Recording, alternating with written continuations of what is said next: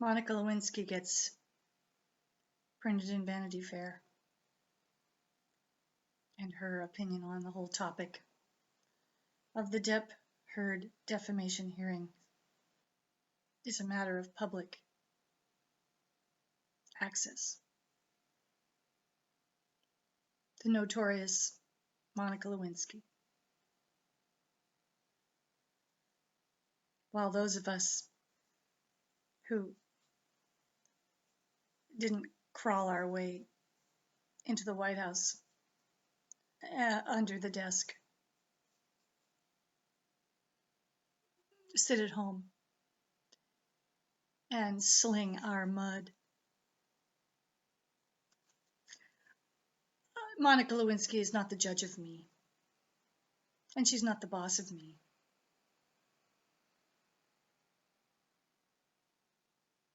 As long as I stay in my own house, I'm free to speak. I just finished watching the Rum Diary. It's available at Amazon Prime for $2.99, $3.99 HD. The only novel Hunter S. Thompson wrote, which I did not read, although the book itself was available right beneath the movie, and I almost clicked buy. And I think I'm going to go back and buy it, which may be the whole point. I want to read the book. The movie was atmospheric, well edited, and good movies always are. Characters well cast, in large part.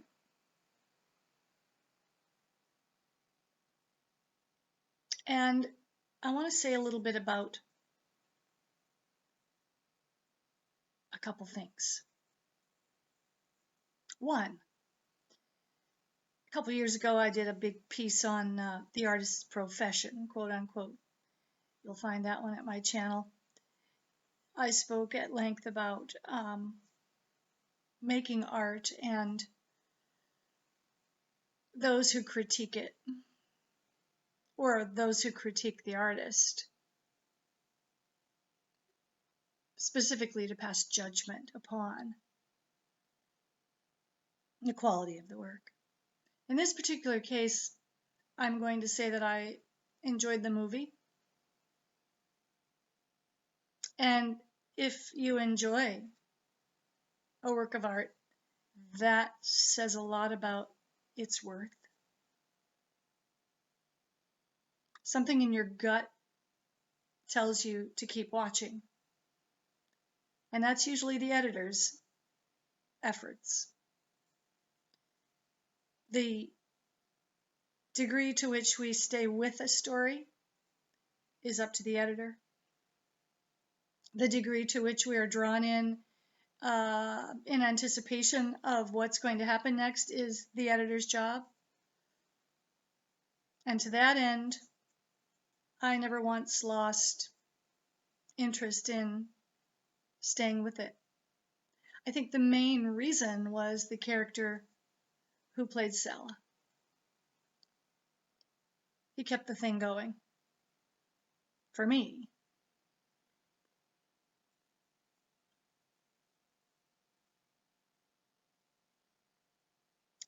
I want to make a comment about the role that Amber Heard played in this movie, specifically the character she presented.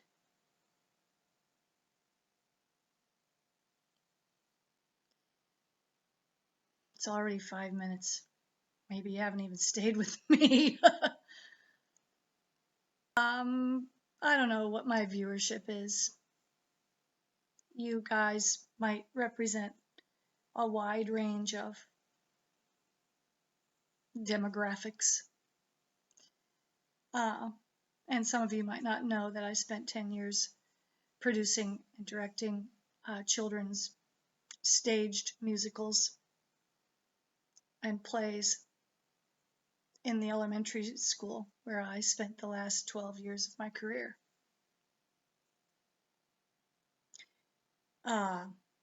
What credentials did I bring to the table?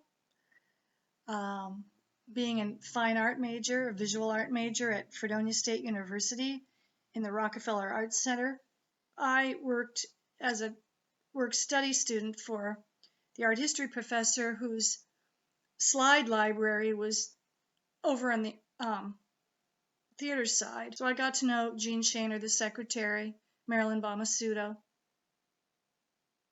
the two secretaries for these departments, and attended my share of theater productions there and played in the pit for the operas which were produced there. So I was exposed to theater in college. And as a child, inexplicably compelled to write plays. I wrote a play about Marco Polo and cast it. My mother made all the costumes. I directed it. I starred in it. I played Marco Polo because I perceived as a young girl that the man had all the power. So I played the guy. Mom made me a three-cornered hat out of a derby and an old blood red velveteen skirt. She was great. She did everything. And a double-breasted navy blue jacket. So cool.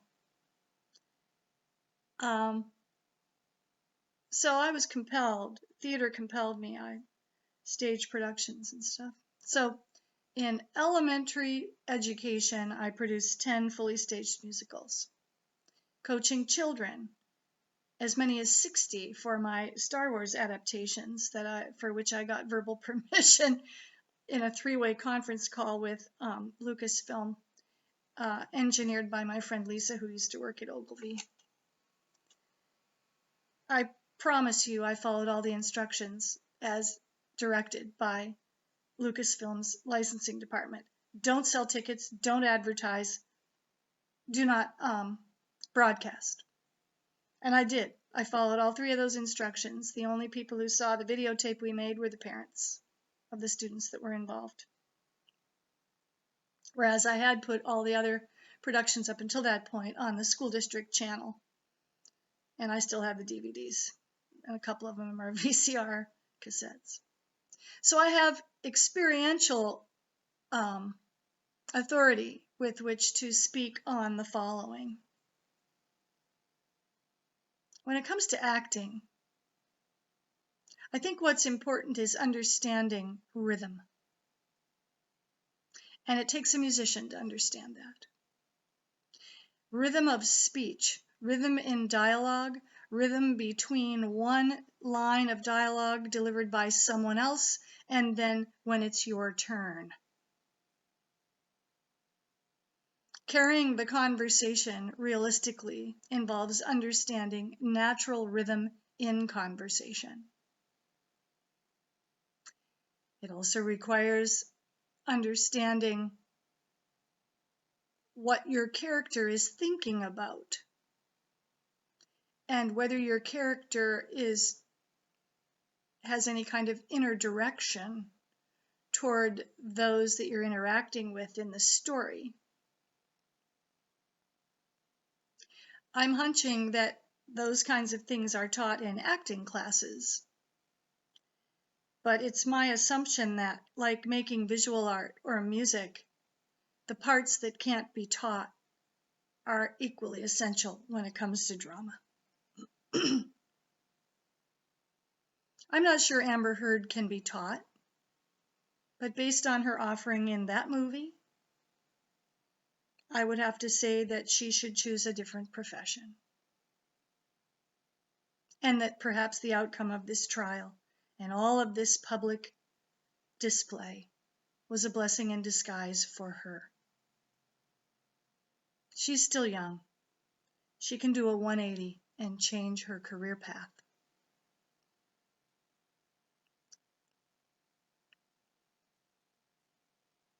I don't think she's an actress. I think she's a stunning female, but I think she should choose a different profession. Sorry, Monica, if you don't like it, if you think I'm slinging mud. You're not the boss of me.